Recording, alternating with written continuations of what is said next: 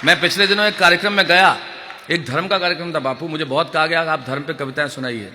मैंने नहीं सुनाई साहब, मैंने नहीं, कोई दिक्कत नहीं, मैंने कतई नहीं सुनाई। इसलिए नहीं सुनाई कि मैंने सिर्फ एक वाक्य कहा कि मैं धर्म पर कविता इसलिए नहीं करता क्योंकि कविता मेरा धर्म है। तब सुनाता हूं। वो ट्रेन में, हाँ, वो ऑडियो कैसे भरवाना, गाने को फिर से भरवाना, छत पे जाना, एंटीना सिलाना, वो लाइब्रेरी में जाकर अखबार देखना, सर्दियों में अंगीठी के पास हाथ सेकना, वो ट्रेन में अपना बिस्तर साथ ले जाना, साथ लाया हुआ खाना खुद भी खाना, साथ वाले को भी खिलाना। उस जमाने को याद कीजिए साहब, हम खाना लेके जाते थे, थोड़ी देर में पूरा एक डब्बा परिवार हो जाता था। आज जगह जगह लिखा था अनजान आदमी के हाथ से न खाएं, जहर हो सकता है। मेरे साथ बैठने वाला परिवार होता था, आज साथ बैठने वाला अपराधी हो गया। तब मैं कहता हूं हमने क्या क्या बदल दिया। ट्रेन में लाया हुआ खाना साथ में खाना, खुद भी खाना, साथ वाले को भी खिलाना, वो एक ही कमरे में 7 भाई बहनों का रहना, वो एरोप्लेन को हवाई जहाज कहना। अगली पंक्ति बापू मैं क्षमा चाहते हुए कहना चाहता हूं क्योंकि मैं आपकी उपस्थिति में कह रहा हूं, पंक्ति थोड़ी ऐसी वैसी है लेकिन सत्य है, क्योंकि हम हिंदुस्तानी इतने पाखंडी है कि हम सबने ये किया है लेकिन स्वीकार नहीं करते बापू। तब मैं कहना चाहता हूं, आपसे क्षमा मांगते हुए कहता हूं, आपकी उपस्थिति में कहना चाहता हूं, और कवि सम्मेलन में तो मैं क्षमा नहीं मांगता, सत्य है, लेकिन आपकी पावन उपस्थिति है इसलिए क्षमा चाहता हूं, क्योंकि पंक्ति थोड़ी ऐसी वैसी मतलब खराब नहीं है लेकिन सत्य है। सत्य खराब भी होता है, सत्य खराब ही होता है और सत्य अक्सर खराब होता है। वो ट्रेन में लाया हुआ बिस्तर साथ में लाना, साथ लाया पराठा अचार खुद भी खाना, साथ वाले को भी खिलाना, वो ट्यूशन पर पास वाली लड़की का जानबूझकर पांव से छूना। मैंने इसलिए कहा मोनोज साहब कि ये पंक्ति में जहां भी कहता हूं एकदम खामोशी छा जाती है, क्योंकि हर आदमी ये जताने की कोशिश करता है कि उसने ऐसा नहीं किया। हम इतने पाखंडी है बापू, जो भी ये कह रहा है कि उसने ऐसा नहीं किया या तो झूठ बोल रहा है या बीमार है। और आप अपनी अपनी पत्नियों पे तो बिल्कुल प्रभाव जमाने की कोशिश मत करो, क्योंकि ट्यूशन पे वो भी गई हैं।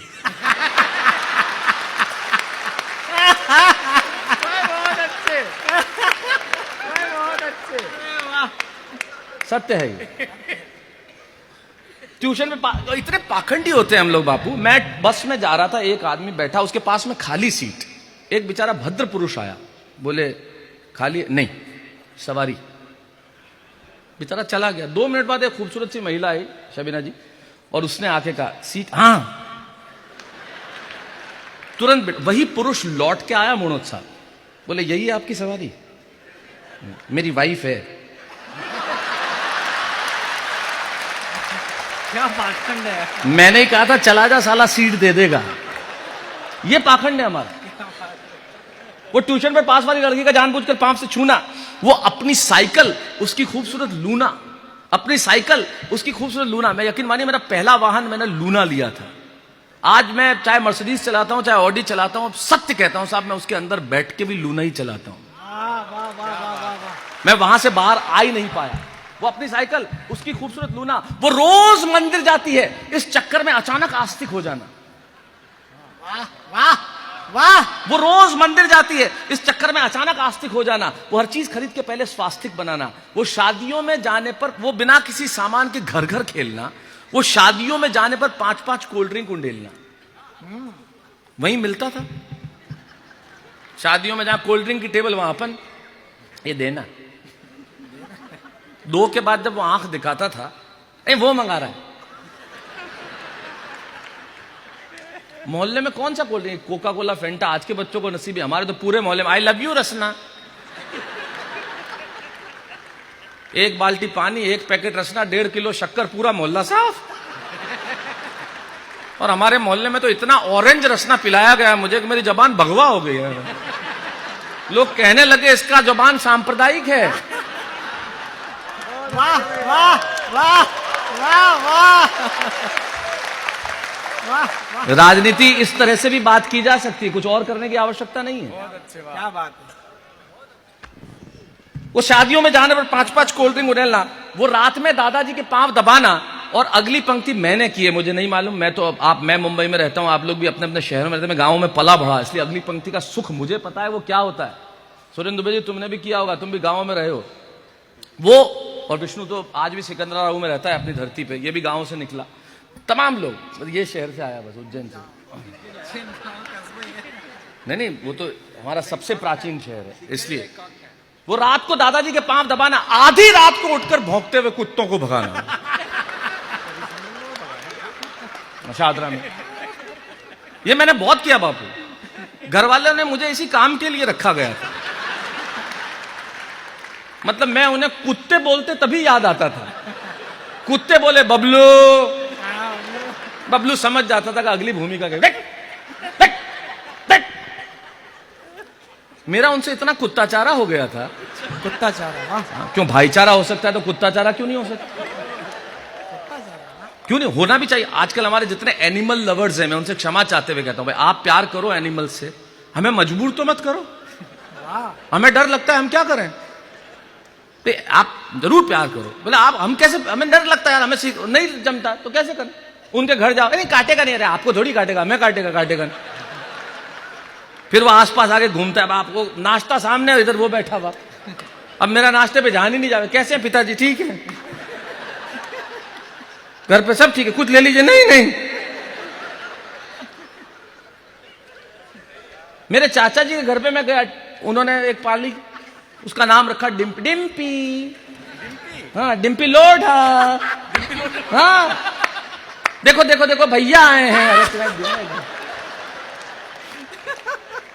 यार ये कुछ, मैं तो बड़ा ही भगाते हुए, हम एक दूसरे की भाषा समझने लगे थे।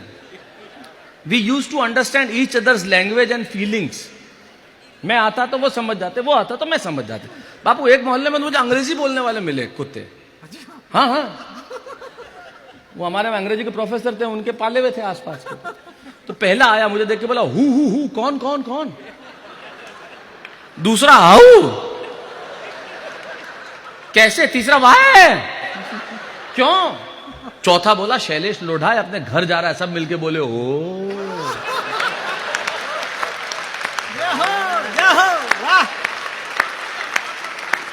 वो रात को दादाजी के पांव दबाना। अब समझ में आया पैसे क्यों लेता हूं?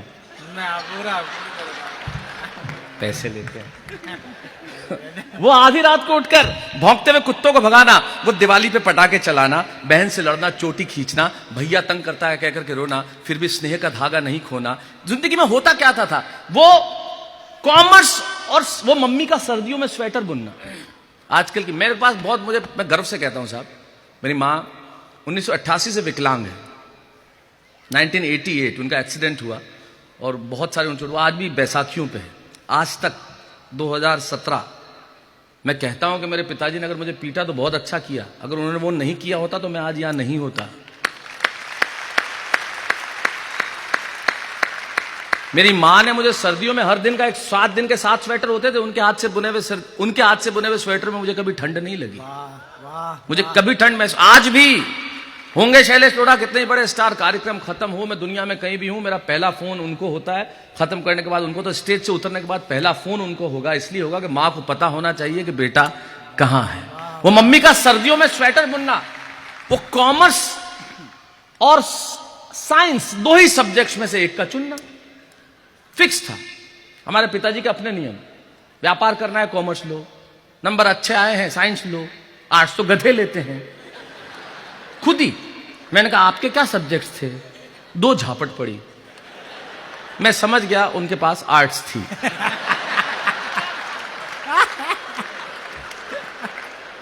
वो मम्मी का सर्दियों में स्वेटर बुनना, वो साइंस और कॉमर्स 2 ही सब्जेक्ट में एक को चुनना, वो बहन से लड़ना, चोटी खींचना, भैया तंग करता है कहकर के रोना, फिर भी स्नेह का धागा नहीं खोना, वो स्लीपर क्लास में धक्के खाते हुए जाना, वो सुराही की मिट्टी की गंध के साथ पानी पीना, वो बेलौस, बेफिक्र, मस्त, बेवजह जीना। सच सच बताना यार, मिस करते हो कि नहीं? सच सच बताना यार, मिस करते हो कि नहीं?